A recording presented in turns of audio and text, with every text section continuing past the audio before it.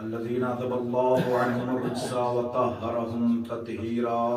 اللهم صل على محمد وآل محمد. ولعنة الله على أعدائهم أجمعين من الآن إلى صباح يوم الدين. أما بعد فقد قال رسول الله صلى الله عليه وآله وسلم في فضل فاطمة الزهراء سلام الله عليها مخاطبا للصحابي الجليل سلمان المحمدي: بسم الله الرحمن الرحيم. يا سلمان من أحب فاطمة ابنتي فهو في الجنة معي ومن أبغضها فهو في النار. يا سلمان حب فاطمة ينفع 100 مواطن، أيسر تلك المواطن الموت والقبر والميزان والمحشر والصراط والمحاسبة. يا سلمان من رضيت عنه ابنتي فاطمة رضيت عنه، ومن رضيت عنه رضي الله عنه، ومن غضبت عليه ابنتي فاطمة فقد غضبت عليه، ومن غضبت عليه فقد غضب الله عليه. يا سلمان الويل لمن يظلمها وذريتها وشيعتها. صلوا على محمد وآل محمد. اللهم صل على محمد وآل محمد.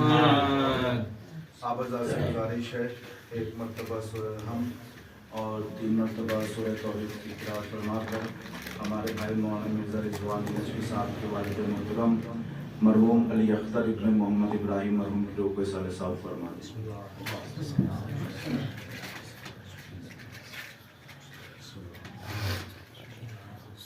آپ کی مجلس سے ہمارے بھائی مولانا مرزا رضوان صاحب کے والد محترم کے لیے اب میں نے جس حدیث شریف کی تلاوت کا شرف حاصل کیا، بڑی مشہور و معروف حدیث ہے یہ نبی کی جناب زہرا سلام اللہ علیہ کے حوالے سے، اور اس حدیث کو میں نے اس لیے بھی ذکر کیا کیونکہ چونکہ ایک موت کے حوالے سے مجلس ہے، اصالِ ثواب کے حوالے سے مجلس ہے، اور اس حدیث میں جتنی بھی باتیں ذکر ہوئی ہیں وہ موت کے مراحل کو اس میں بیان کیا گیا ہے. اب سارے مراحل پہ میں نہیں بات کر سکتا، صرف لفظ موت جو اس میں نبی نے ارشاد فرمایا ہے اس کے ذیل میں کچھ باتیں عرض کروں گا تو میں اس کو مکمل کرتا ہوں. اس کے ذیل میں اور بھی آپ لوگ یقیناً پڑھتے ہیں، بہت کم سا اشرا پڑھ سکتے ہیں اس پوری حدیث پہ. نبی فرماتے ہیں کہ بسم اللہ الرحمن الرحیم. مخاطب جناب سلمان ہیں، علماء کرام کا مجمع ہے. ترجمہ کہیں پہ کروں گا کہیں پہ نہیں کروں گا، بس رسمن کر دوں گا. بسم اللہ الرحمن الرحیم. نبی ارشاد فرماتے ہیں: یا سلمان من احب فاطمۃ ابنتی فہو فی الجنۃ معی ومن ابغضها فہو فی النار. اے سلمان جو بھی میری بیٹی فاطمہ سے محبت کرتا ہے وہ جنت میں محمد کے ساتھ ہوگا. یا سلمان من احب فاطمۃ ابنتی فہو فی الجنۃ معی. سلمان جو بھی میری بیٹی فاطمہ سے محبت کرے گا وہ جنت میں محمد کے ساتھ ہوگا. آپ لوگوں نے ابھی 2-3 مہینے پہلے ربیع الاول گزرا ہے، بڑے آپ نے سوشل میڈیا پہ ویڈیوز دیکھی ہوں گی، نعت خوانی ہو رہی ہے، مشاعرے ہو رہے ہیں اور جھوم جھوم کے نبی کی نعت پڑھی جا رہی ہے، نبی کا قصیدہ پڑھا جا رہا ہے کہ اللہ کے نبی ہمیں جنت میں اپنے ساتھ رکھیے گا، جنت میں اپنے ساتھ رکھیے گا. میں ان لوگوں سے یہ کہنا چاہتا ہوں جنت میں رہنے کے لیے نبی نے دنیا میں ہی نسخے بتا کے چلے گئے ہیں. اگر جنت میں محمد کے ساتھ رہنا ہے تو تمہیں کچھ کرنے کی ضرورت نہیں ہے، جناب فاطمہ سے محبت کرو. سبحان اللہ ابنتی فہو فی الجنۃ معی بشرطہا وشروطہا. کہ جو بھی میری بیٹی فاطمہ سے محبت کرے گا وہ جنت میں میرے ساتھ ہوگا. ومن ابغضها فهو فی النار. اور جو میری بیٹی فاطمہ سے بغض رکھے گا فهو فی النار تو وہ جہنم میں ہوگا. اب آپ دیکھیے موت کے حوالے سے یہ جملے ہیں. پھر نبی فرماتے ہیں: یا سلمان اے سلمان حب فاطمہ، اے سلمان میری بیٹی فاطمہ کی محبت ینفع 100 مواطن، 100 جگہوں پہ کام دے گی. 100 جگہوں پہ کام دے گی. نبی نے 100 جگہ نہیں بیان فرمائی ہے، 6 جگہ اس روایت میں بیان فرمائی ہے. یہ 6 جگہ وہ ہیں سارے انسان موت سے نہیں ڈرتے ہیں، وہ ڈرتے اس بات سے ہیں کہ موت کا مرحلہ اور موت کے بعد جو مراحل ہیں، جس میں سے ایک موت کا مرحلہ، پھر قبر میں اتارنے کی جو وحشت، پھر میزان، پھر صراط، پھر محشر، حساب و کتاب، اور پھر ملک الموت کا آنا، پھر منکر نکیر کا آنا، ان تمام مراحل سے انسان ڈرتا ہے، جس کو سب سے مشکل ترین وہ شمار فرماتا ہے کہ ہم ان مرحلوں کو کیسے طے کریں گے، اور انہی مرحلوں سے ڈرتا ہے۔ تو نبی فرماتے سلمان حب فاطمہ ینفع مئۃ مواطن، میری بیٹی فاطمہ کی محبت 100 جگہوں پہ کام دے گی، اور تم جن چیزوں سے ڈرتے ہو اور میں بتاؤ وہاں پہ کس طریقے سے کام دے گی۔ ایسر تلک المواطن الموت والقبر والمیزان والصراط والمحشر والمحاسبہ۔ اے سلمان، اگر تمہارے دل میں محبت فاطمہ ہے تو تم موت سے بھی گزر جاؤ گے، تم قبر کے مرحلے سے بھی گزر جاؤ گے، حساب و کتاب سے بھی گزر جاؤ گے، اور تم صراط سے بھی گزر جاؤ گے، اور تم روز حساب سے بھی گزر جاؤ گے۔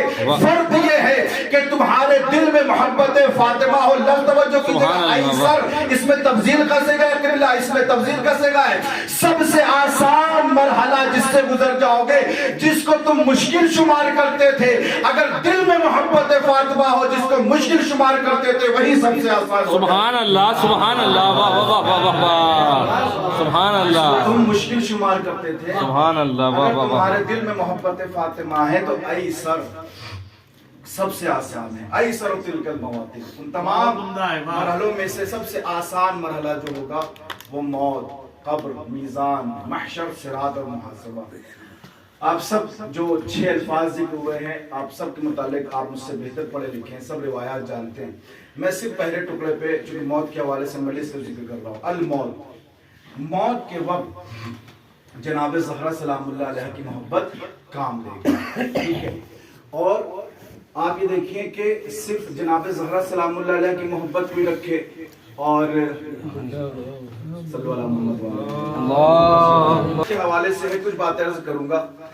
اب دیکھیے کہ موت قرآن مجید میں، اگر آپ موت کے حوالے سے آیتیں تلاوت فرماتے ہیں، یقین ہے آپ کو پڑھتے ہیں، دیکھیے اللہ نے کیا فرمایا قرآن مجید میں، کل نفس ذائقۃ الموت، ہر نفس کو موت کا مزہ چکھنا ہے، ہر نفس کو موت کا مزہ چکھنا ہے۔ اب دیکھیے موت کسے کہتے ہیں، میں فلسفہ نہ مجھے آتا ہے اور نہ میں الجھاؤں گا اس کو، آسان لفظوں میں بتا رہا ہوں موت کسے کہتے ہیں۔ الموت ہوا افتراق الروح عن الجسد، روح کا جسم چھوڑ دینا، روح کا جسم سے الگ ہو جانا، یہی موت ہے عام اصطلاح میں، روح کا جسم سے الگ ہو جانا یہی موت ہوا کرتی ہے۔ تو جسم، روح جب جسم کو چھوڑ دے تو یہ موت ہے۔ کل نفس ذائقۃ الموت، ہر نفس کو موت کا مزہ چکھنا ہے، یعنی ہر بدن سے روح الگ ہو جائے گی۔ اب سوال یہ پیدا ہوتا ہے کہ یہ روح کو قبض کرنے کا جو عملیہ ہے، مرحلہ ہے، عمل ہے، اس کو کون انجام دے گا؟ آئیے پھر قرآن مجید سے پوچھتے ہیں، پھر قرآن مجید نے ارشاد فرمایا، قل یتوفاکم ملک الموت، قل یتوفاکم ملک الموت الذی وکل بکم ثم الی ربکم ترجعون۔ اے نبی کہہ دیجئے یہ جو موت تمہیں آئے گی، تمہاری روح الگ کرے گا، وہ کون کرے گا؟ یتوفاکم ملک الموت، تمہیں وفات دے گا موت کا فرشتہ، الذی وکل بکم، جسے اسی کام کے لیے معین کیا گیا ہے۔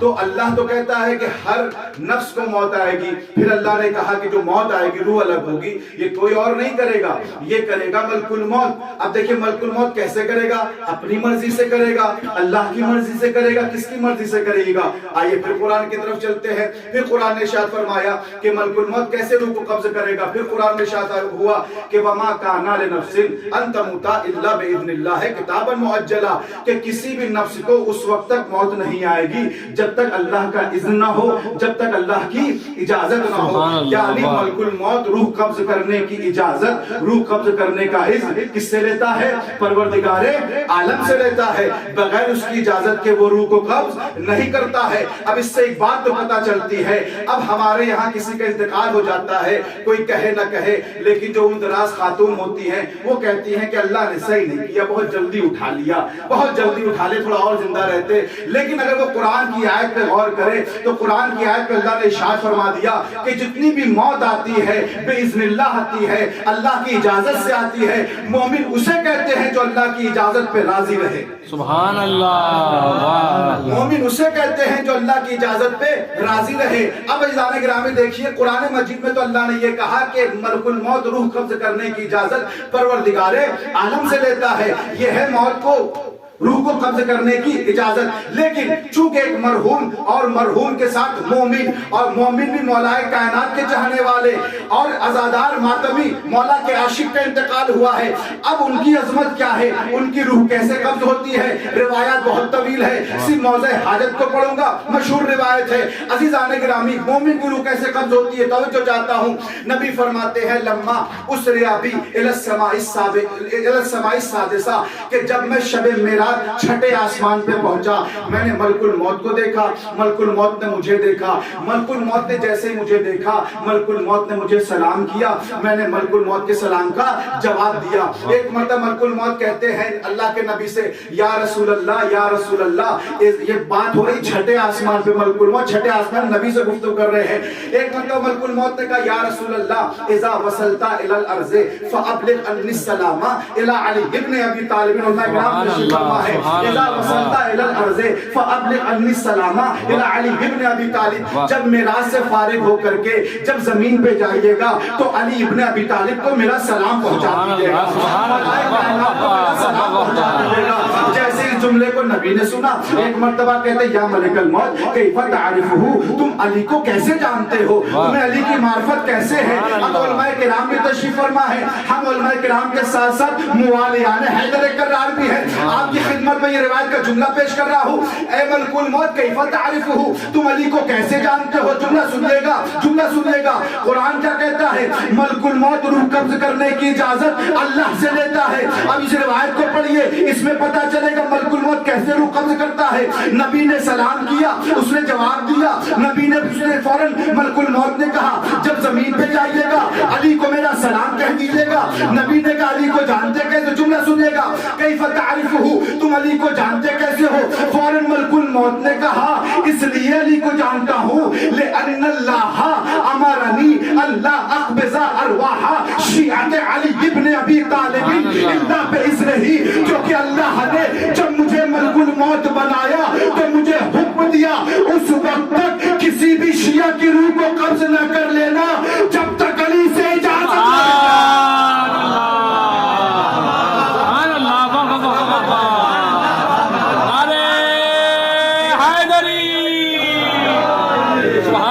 سبحان اللہ.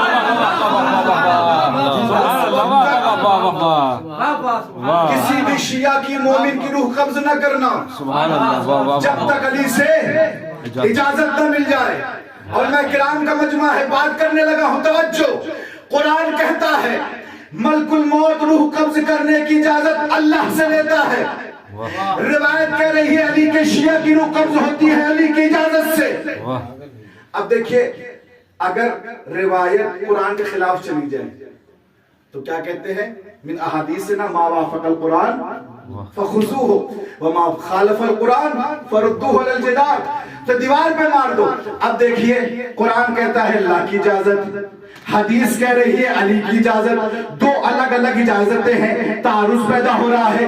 اب دیکھیے گا تعارض اس وقت پیدا ہوگا جب اللہ کی اجازت اور ہو, علی کی اجازت اور ہو, تب تعارض پیدا ہوگا. لیکن اگر علی کی اجازت اللہ کی اجازت ہو, دونوں کی اجازت میں کوئی فرق نہ ہو تو کوئی تعارض نہیں ہوگا. ہمیں پتہ نہ چلتا علی کی اجازت اللہ کی اجازت ہے یا نہیں ہے. اگر ایک واقعہ نہ ہوتا ملک عراق میں شہر کوفہ میں مسجد اعظم میں منبر ابیض پر خطیب منبر سلونی نے اگر یہ نہ کہا ہوتا قسم ہے اس ذات کی کہ جس کے قبضہ قدرت میں علی کی ذات ہے, نحن واللہ اذن اللہ المعزون. سبحان اللہ, سبحان اللہ. صلوات پر محمد و آل محمد. اللہم صلی علی محمد و آل محمد. سبحان اللہ. ہم اللہ کے اذن ہیں. وہ کیسا المعزون, اس میں مفعول کیسے گا ہے, اذن یافتہ اذن ہے. ہمیں اذن لینے کی ضرورت نہیں ہے. وما تشاؤون الا یشاء اللہ، آپ چاہتے ہی وہی ہیں جو اللہ چاہتا ہے، آپ کی اجازت خدا ہے. یہ ہے موت کے حوالے سے. اب سنیے گا، پھر موت پہ ختم کر دوں گا، سنیے گا عزیزان گرامی. اب ایک صحابی چھٹے امام کی خدمت میں آیا، آنے کے بعد کہتا ہے مولا میں نے یہ سنا ہے کہ جب کسی انسان کی روح قبض ہوتی ہے تو اسے بڑی تکلیف ہوتی ہے، اور اس نے خود کہا کہ مولا میں نے سنا ہے کہ آپ کی جد کی حدیث ہے کہ جب کسی خاردار درخت پر ریشمی کپڑا ڈال کے کھینچا جائے تو ایک تار الگ ہو جاتے ہیں، اسی طریقے سے جب روح قبض ہوتی ہے تو تکلیف ہوتی ہے. مولا نے کہا ہاں بالکل صحیح بات ہے، اسے اسے تکلیف ہوتی ہے. تو کہا مولا جب ہم آپ کا مومن، آپ پہ ایمان رکھنے والا، آپ کا زدار شیعہ جب اس دنیا سے جاتا ہے تو کیا یہی کیفیت ہوتی ہے؟ تو مولا نے کہا نہیں، ہمارا زیادہ یہ کافر کی روح قبض کرنے کی حقیقت ہے کہ اس کی روح جب قبض ہوتی ہے تو اسے اس طرح تکلیف ہوتی ہے. لیکن جب بہت سے طریقے بیان ہوئے روایت میں، ایک طریقہ یہ بھی ہے، لیکن مولا فرماتے ہیں نہیں، جب میرا چاہنے والا مومن اس دنیا سے جاتا ہے، اس دنیا سے جاتا ہے تو اس طرح سے قبض نہیں ہوتی. کہا مولا کس طرح سے قبض ہوتی ہے؟ تو مولا نے فرمایا کہ اللہ نے اس کا تذکرہ قرآن مجید میں بیان فرما دیا، اس کا اشارہ قرآن مجید میں ہے. کہا مولا کہاں قرآن مجید میں اس کا اشارہ ہے؟ کہا بالکل تکلیف نہیں ہوتی، قرآن مجید کو پڑھو. مولا نے کہا کیا تم نے سورہ یوسف کی آیت نہیں پڑھی؟ سورہ یوسف کی آیت نہیں پڑھی؟ واقعی یوسف نے زلیخا نہیں پڑھا؟ کہا مولا کون سا واقعہ؟ مولا نے کہا دیکھو جب جناب زلیخا پہ یہ الزام لگایا گیا کہ ملکہ مصر کے ہوتے ہوئے آپ کو اپنی عزت کا خیال نہیں، تو جناب زلیخا نے کیا سوچا کہ ان کو جناب یوسف کہ حسن کا دیدار کرایا جائے، تب ان کو پتا چلے حسن جناب یوسف کتنے خوبصورت ہے. تو مولا نے فرمایا کہ جناب زلیخا نے ایک پردہ کھینچا، اس کے پیچھے جناب یوسف کو رکھا اور پوری مصر کی عورتوں کو جمع کیا اور کہا دیکھو جب ہم نے سب کے ہاتھ میں، جناب زلیخا نے سب کے ہاتھ میں ایک چاقو دے دیا تھا، ایک لیمون دے دیا تھا، کہا جب یوسف سامنے آئے تم لوگ اپنے کیا کر دینا، اپنے چاقو کو، اپنے لیمون کو کاٹ دینا. توجہ چاہتا ہوں، مولا فرماتے ہیں تم نے کیا واقعے کو پڑھا؟ کہا مولا واقعہ تو اور آگے بیان فرمائیے. مولا نے فرمایا کہ دیکھو جیسے ہی جناب یوسف، جناب زلیخا نے حکم دیا کہ ایک مرتبہ یوسف باہر آئیے تو جناب یوسف علیہ السلام باہر تشریف لائے. ایک مرتبہ عورتوں نے جناب یوسف کو دیکھا، عورتوں نے نیبو کاٹنے کے بجائے اپنی انگلیاں کاٹ لی. توجہ چاہتا ہوں، عورتوں نے لیمون اور نیبو کاٹنے کے بجائے ان کی اپنی انگلیاں کاٹ دی. میرے مولا نے کہا ایک بات بتاؤ، کیا عورتوں کو احساس ہوا تھا انگلیوں کے کٹنے کا؟ کہا نہیں مولا، عورتوں کو بالکل احساس نہیں ہوا تھا انگلیوں کے کٹنے کا. کیوں؟ کہا اس لیے کہ یوسف سامنے موجود تھے، وہ یوسف کے حسن میں اتنی محب ہو گئی تھی کہ انگلیاں کٹ بھی گئی ان کو پتا بھی نہیں چلا، انگلیاں کٹ بھی گئی ان کو پتا بھی نہیں چلا. میرے مولا نے کہا یہی حالت ہوگی ایک علی کے شیعہ کی، علی کے مومن کی، جب اس پہ احتضار کا وقت آئے گا اس کی روح قبض ہوگی اور جیسے ہی وہ سامنے محمد کو دیکھے گا، علی کو دیکھے گا، فاطمہ کو دیکھے گا، حسن کو دیکھے گا، حسین کو دیکھے گا، وہ دیدار پنجتن میں اتنا محب ہو جائے گا کہ اس کی روح قبض بھی ہو جائے گی، اس کو پتا بھی نہیں چلے گا. سبحان اللہ، سبحان پر محمد و آل محمد. اللہم صلی علی محمد و آل محمد. سبحان اللہ، سبحان اللہ، اور اسے پتا بھی نہیں چلے گا، اس کی روح قبض ہو جائے گی، سبحان اللہ، اسے پتا بھی نہیں چلے گا. بس ایک بات اور زحمت کا تمام کرتا ہوں.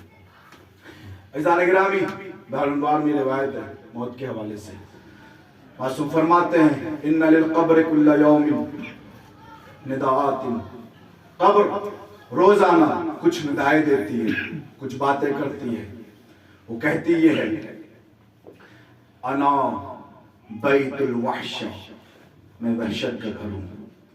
انا بیت الغربہ، میں تنہائی کا گھر ہوں. انا بیت الدود، میں کیڑے مکوڑے کا گھر ہوں. انا القبر، میں قبر ہوں. یہ ندا دیتی ہے قبر. اور پھر جملہ کہتی ہے انا حفرۃ من حفر النار، میں جہنم کے گڑھوں میں سے گڈھوں میں سے ایک گڈھا ہوں، ایک گڑھا ہوں. اور پھر جملہ کہتی ہے انا روضۃ من ریاض الجنہ، میں جنت کے باغات میں سے ایک باغ ہوں. اب دیکھیے قبر ایک ہے، حقیقت دو ہے اس میں.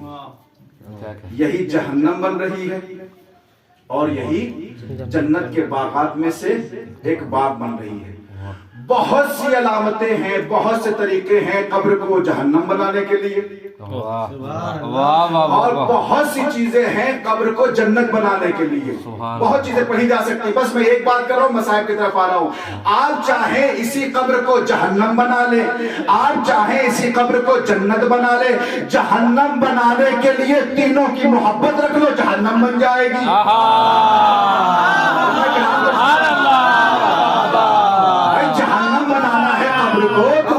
ضرورت نہیں ہے، تینوں کی محبت رکھو، یہی قبر تمہارے لیے جہنم بن جائے گی. اور جنت بنانا ہو تو مرزا عباس حیدر اپنی طرف سے نہیں کہے گا، نبی کی حدیث بیان فرمائے گا کہ یہ قبر جنت کیسے بنے گی. ایک مرتبہ اللہ کے نبی کی بارگاہ میں آئے اور ایک مرتبہ اللہ کے نبی نے ارشاد فرمایا اور میں بتاؤں یہ قبر جنت کیسے بنتی ہے. فرمایا الا ومن احب علیا، الا ومن احب علیا جعل اللہ قبرہ روضۃ من ریاض الجنہ. جو بھی میرے بھائی علی سے محبت کرے گا اللہ اس کی قبر کو جنت کے باغات میں سے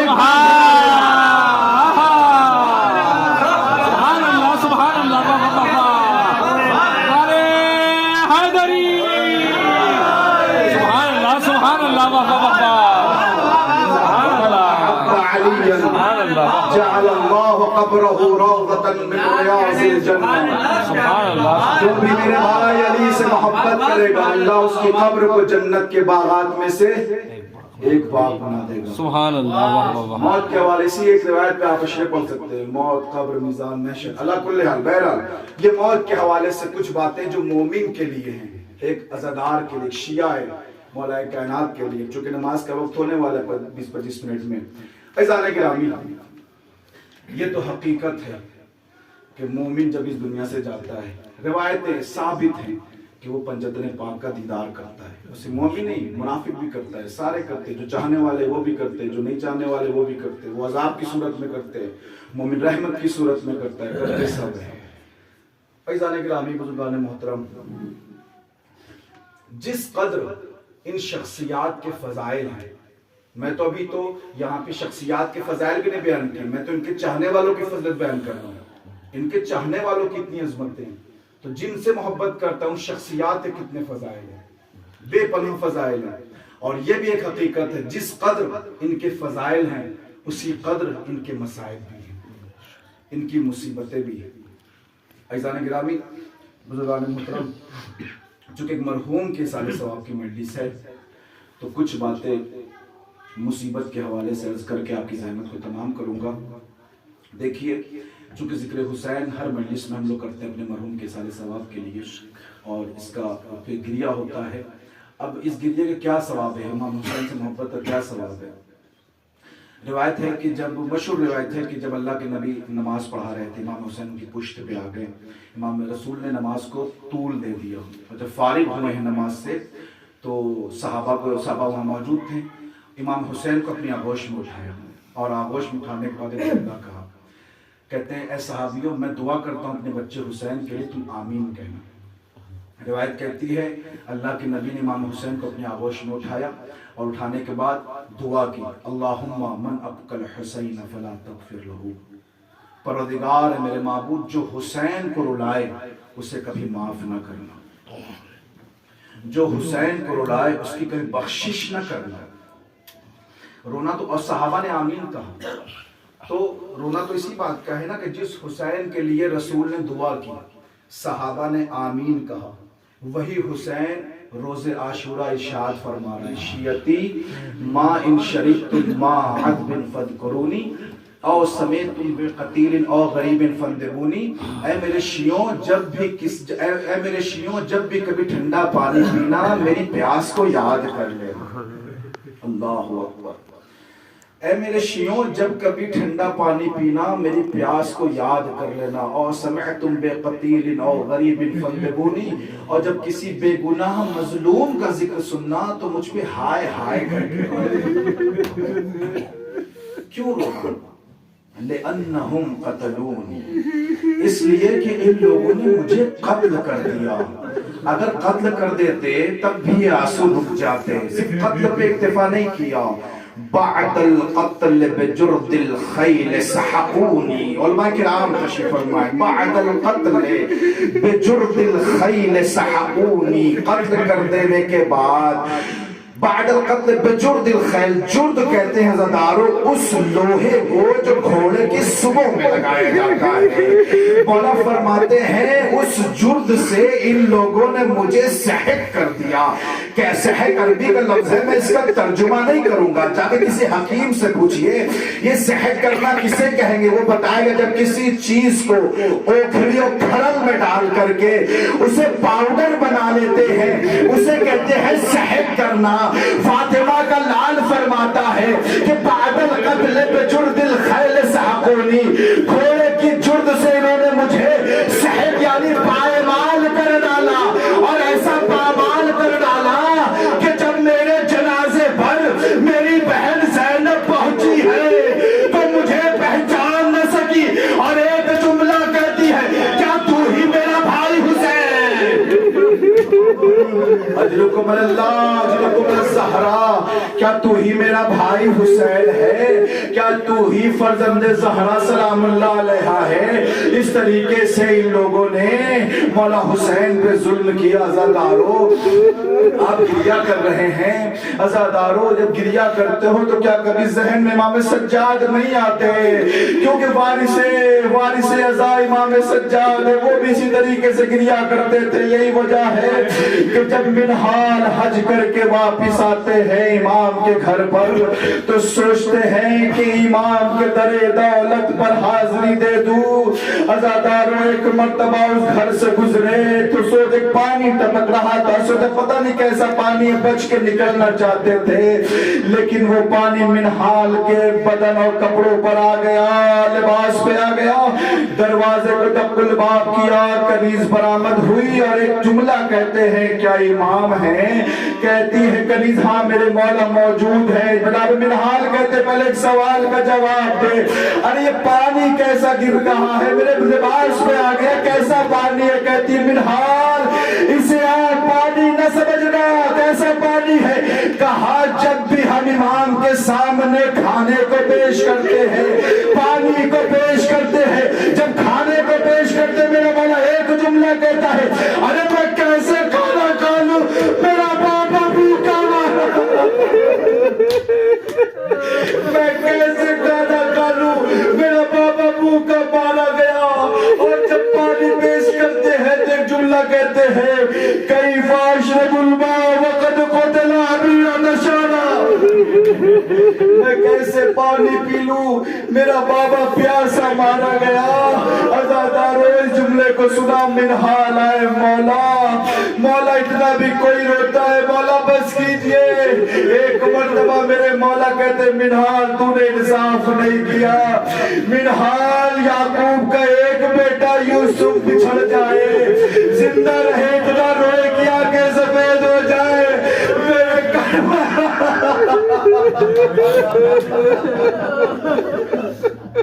میرے کربلا میں اکبر جیسا یوسف، میرا عباس جیسا یوسف، میرا قاسم جیسا یوسف میرے سامنے شہید ہو گیا، میں کیوں کر نہ روؤں. ایک مرتبہ منہال کہتے مولا شہادت تو آپ کی میراث ہے نا. میرے مولا نے کہا منہال یقیناً شہادت ہماری میراث ہے، لیکن ہماری پھپھیوں کی رضا کو چھین کر کربلا سے کوفے سے شام لے جانا یہ تو ہماری میراث نہیں ہے. عزادارو منہال قدموں پہ گر گئے. ایک جملہ بس ختم کیا میں نے، مولا ان تمام راستوں میں سب سے زیادہ تکلیف کہاں ہوئی؟ عزادارو بیمار کی ہچکیاں بند گئی، 3 دفعہ ہو کر کے کہا الشام الشام الشام میرے مولا کیوں؟ میرے مولا نے عجیب جملہ کہا، دل تڑپ جاتا ہے. میرے مولا کہتے ہیں اقعد ذلیلا فی دمشق کأننی من الزنج عبد الغابہ عنہ نصیر. ارے مجھے دمشق کے بازاروں میں زنجیروں سے باندھ کر ایسے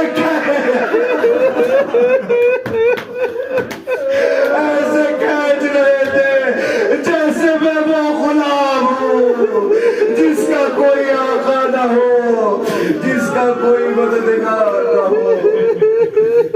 فسيعلم الذين ظلموا أي منقلب ينقلبون. إنا لله وإنا إليه راجعون.